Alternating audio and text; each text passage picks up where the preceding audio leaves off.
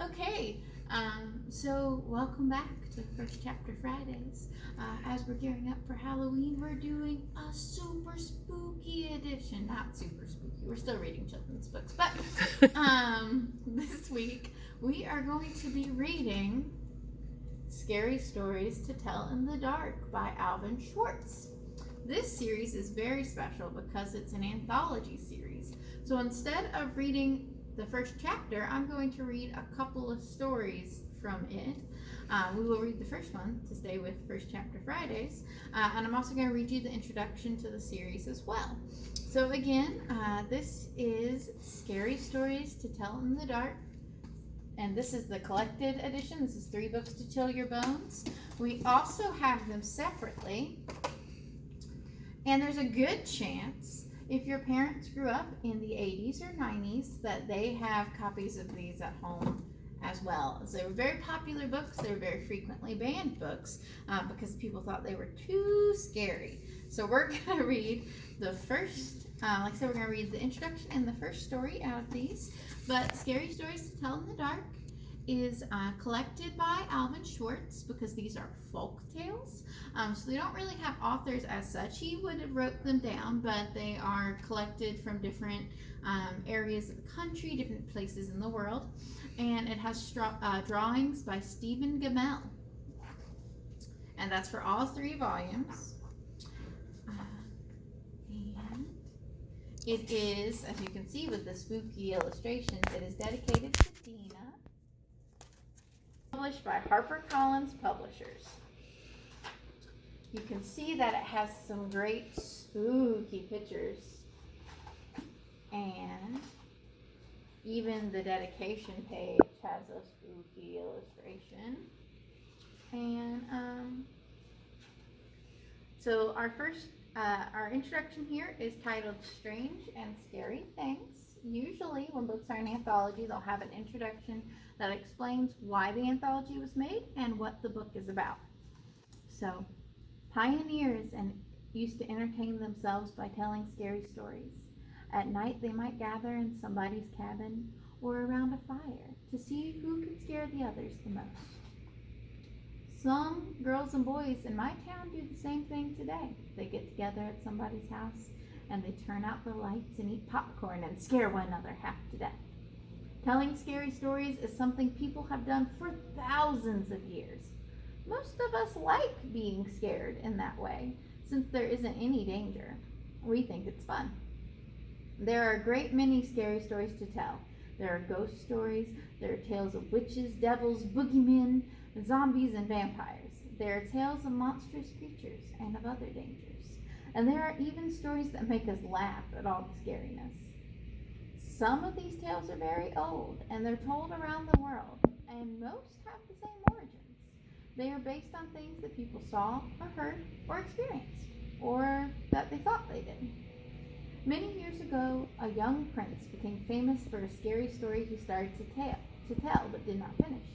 His name was Mammalus, and he was 9 or 10 years old. William Shakespeare told about him in The Winter's Tale.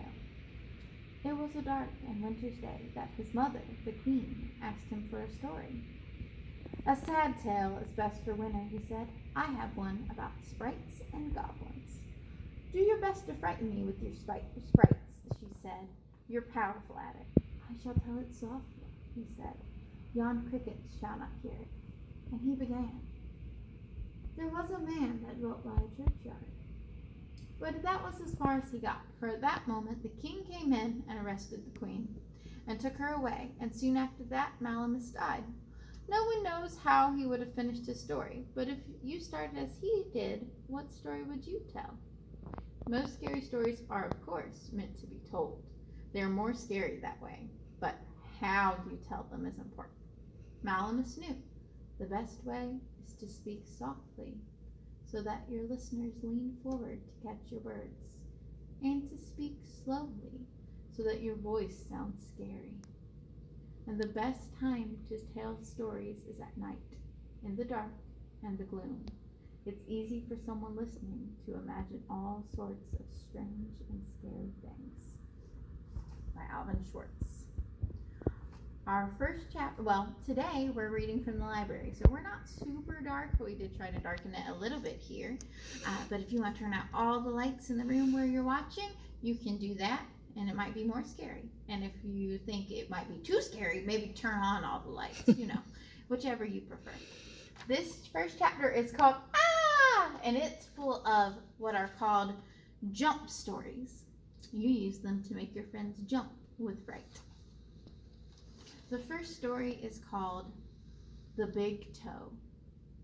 A boy was digging in the edge of the garden when he saw a big toe. He tried to pick it up, but it was stuck to something, so he gave it a good hard jerk, and it came off in his hand. And then he heard something scamper away. The boy took the toe to the kitchen and showed it to his mother. "It looks nice and plump," she said. "I'll put it in the soup and we'll have it for supper." I hope no one here's been eating toes for supper. That sounds pretty gross. That night, his father carved the toe into 3 pieces, and they each had a piece. When they did the dishes, and when it got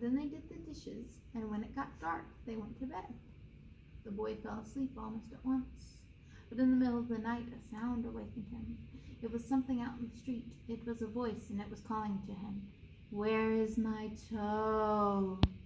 it groaned. When the boy heard that, he got very scared, but he thought, "It doesn't know where I am. It will never find me." "Where is my toe?" it groaned. The boy pulled the blankets up over his head and closed his eyes. "I'll go to sleep," he thought. "When I wake up, it will be gone."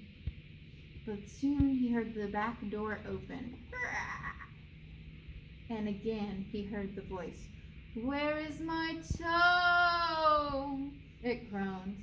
The boy heard footsteps move through the kitchen, into the dining room, into the living room, into the front hall. Then slowly they came up the stairs. Closer and closer they came. Soon they were in the upstairs hall, and now they were outside his door. "Where is my toe?" the voice groaned. The door opened slowly. Shaking with fear, he listened to the footsteps and as they slowly moved through the dark to his bed. Then they stopped. "Where is my toe?" the voice groaned.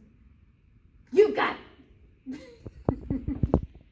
So that's a fun, scary jump story. And then I think I have one more for you.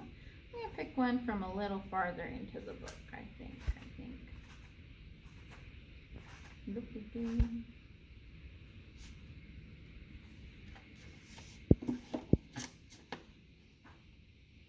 We'll do this one. This one is a folk tale from out west, and I believe it's either from Texas or New Mexico, but it is called A New Horse. 2 farmhands shared a room. One slept at the back of the room, and one slept near the door. After a while, the one who slept near the door began to feel very tired early in the day. His friend asked what was wrong. "An awful thing happens every night," he said. "A witch turns me into a horse and rides me all over the countryside." "I'll sleep in your bed tonight," his friend said, not believing him, "and we'll see what happens to me." About midnight, an old woman who lived nearby came into the room. She mumbled some strange words over the farmhand, and he found he couldn't move. Then she slipped a bridle on him, and he turned into a horse. Oh no. The next thing he knew, she was riding him across the fields at breakneck speed, beating him to make him go even faster. Until they came to a house where a party was going on. There was a lot of music and dancing, and they were having a big time inside. She hitched him to a fence and went in. That's not very nice of her. When they were gone, the farmhand rubbed against the fence until the bridle came off, and then he turned back into a human being. Then he went into the house, found the witch, and spoke those strange words over her, and then with the bridle turned her into the horse. Then he rode her to the blacksmith and had her fitted with horseshoes. After that, he rode her to the farm where she lived. "I have a pretty good filly here," he told her husband, "but I need a stronger horse. What would you like to trade?" The old man looked her over and said he would do it. So they picked up another horse, and the farmhand rode away. Her husband led his new horse to the barn. He took off the bridle and went to hang it up. But when they came back, the new horse was gone, and instead there stood his wife, with horseshoes nailed to her hands and feet. Pretty gross. You can see the spooky picture of a horse. Alright guys, so those are 2 examples of stories. Oh, actually, hold on. There's one more I want to share with you. This one's a silly one. And this one is a children's rhyme that's been around for a long time. And Shel Silverstein even does a version of it, but this is Alan Schwartz's version of it. The slithery D, he came from the sea. He ate all the others, but he didn't eat me. The slithery D, he came out of the sea. He ate all the others, but he didn't eat. You see the pictures? It's like maybe he got eaten like all the others. And that's it for Scary Stories to Tell in the Dark. I hope you'll join us next time for First Chapter Fridays. Hope you'll swing by the library and check out some scary stories or some not so scary stories for Halloween. And we will see you next time.